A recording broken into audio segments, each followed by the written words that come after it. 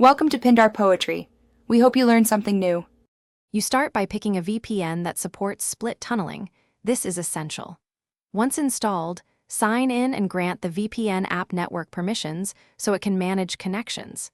Next, open the VPN's split tunnel settings and locate the list of installed apps. You need the exact app name or package. Make sure to decide whether you will include the app in the VPN tunnel or exclude all others. This choice determines how traffic is isolated and why leaks are prevented. Now you configure routing for the chosen app. In Split Tunnel, add the app to the include list so only its traffic uses the VPN, or invert the list to exclude others. Pick the mode that fits your goal.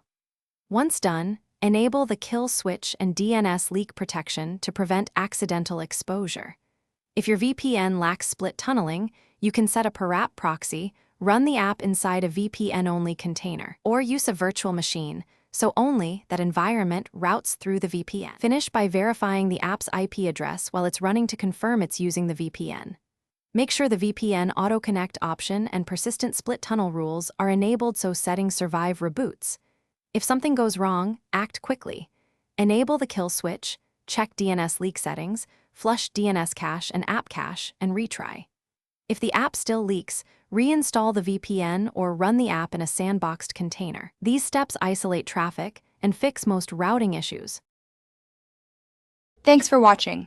Consider subscribing if we helped you.